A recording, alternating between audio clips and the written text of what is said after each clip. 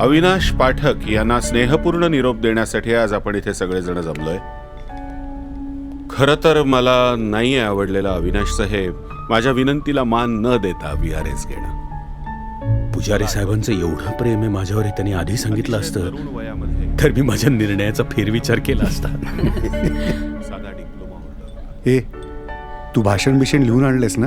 नाही, मी सुचल तर बोलणार आहे. साहेब, मला खरं तर टेन्शनच आलंय भाषणाचं. पण केवळ आपल्या बुद्धीच्या आमचा समीर मस्त बोलतो.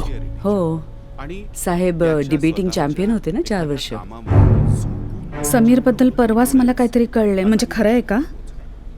मी आपल्या डायरेक्टलीच विचारते. अविनाशने अफवांवर विश्वास ठेवायला नको ना. काय? तिकडे अमेरिकेत एका मुलीबरोबर राहतो म्हणे तो. नाही, तसं आम्हाला अजून तरी सांगितलं नाहीये काही. हो, आणि राहत असेल तरी तिकडे चालतं सगळं. अहो पण तुम्हाला चालतंय का?